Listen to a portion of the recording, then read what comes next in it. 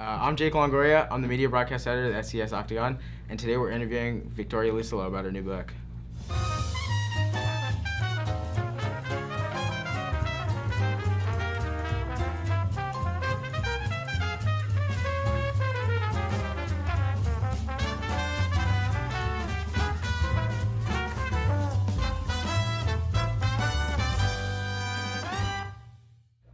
Your new book is titled Living Like Audrey. It's about Audrey Hepburn. It's life lessons from the Fairest Lady of Them All. Where did you take inspiration for that book? You know, truthfully, a lot of it obviously, came from Audrey herself and the people who knew her and, friends and family and even just her fans. So many people, I had no idea. I mean, I knew she was an icon, obviously, but I didn't realize quite the depth of her fandom and the sort of love that people had for her. And that was something that really came out in my research and was really inspiring because it was like, my gosh, that people feel this way about someone they never met or about someone who died before they were even born. Why is that? Where is this coming from? And wanting to answer that question. Yeah. How did you go about researching her? Well, I did the fun stuff first, right? I watched all of her movies. There were a couple different televised sort of specials and biographies of her life that I also watched.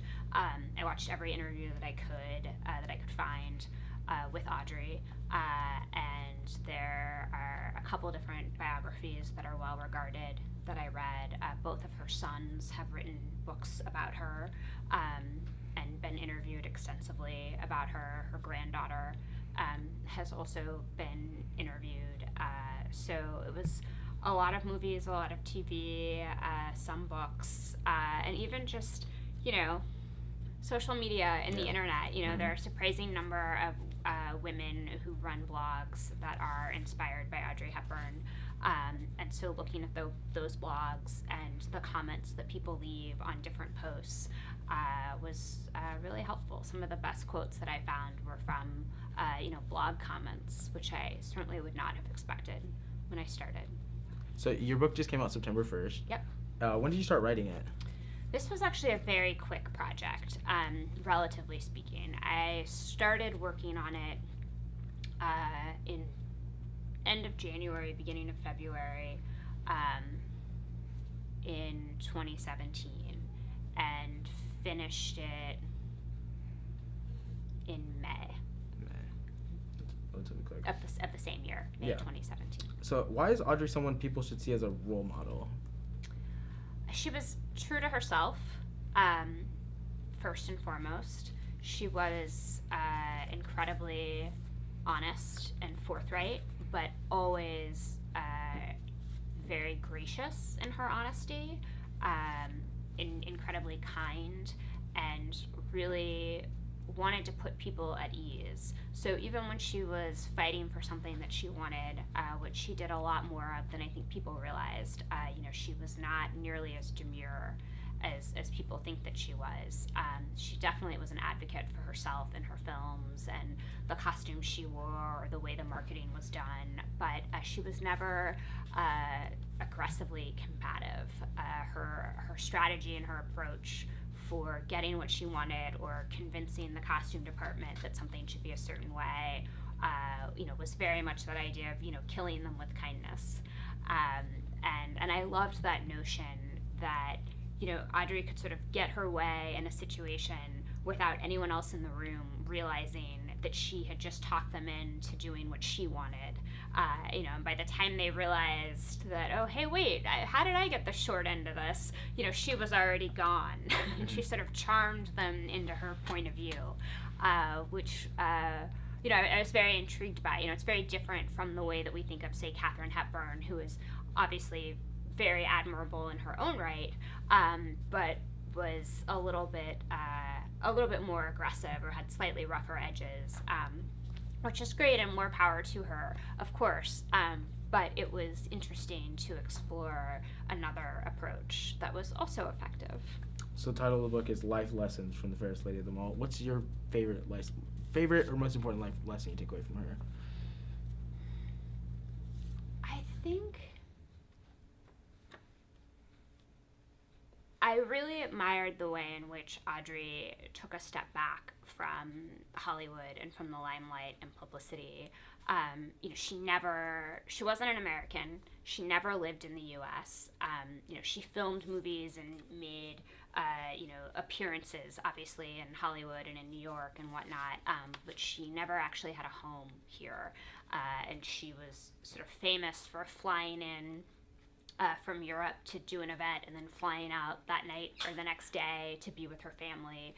And that was to spend so much time away from camera and to have such a private, secluded life was in many ways considered, sort of a death sentence for somebody's career, and that she was willing to do that and still able to have the career that she did.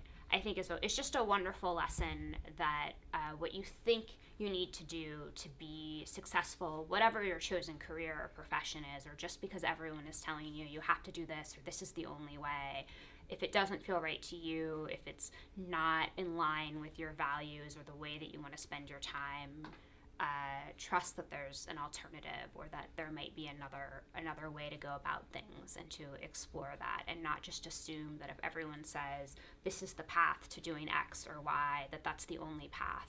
I really admire her willingness to take that risk, especially at a time when actors within Hollywood were not necessarily particularly well respected by the rest of the industry, and women in particular.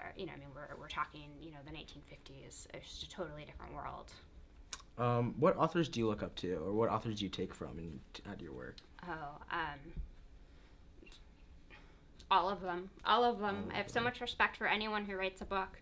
I think it really depends on the project. There are certain authors and certain books that were incredibly beneficial to me when I was writing my first book, which was a memoir. There are, a lot of biographies that I read, both about Audrey Hepburn and on other figures, were incredibly helpful to me thinking about how to structure the Audrey book. And now, as I'm moving into this new project, Future Perfect, there's paying attention to the different ways that people have structured kind of narrative nonfiction that is obviously less personal than memoir. So I really tend to fall down the rabbit hole with certain authors for a period of time, sort of get fixated on it. The way you listen to like the same song over and over again for a period of months, I'll do that with authors. But I can't, I think almost, you can learn something from almost any author. So anytime I stumble across a book, even as we were sitting here earlier, just looking at all of these titles, and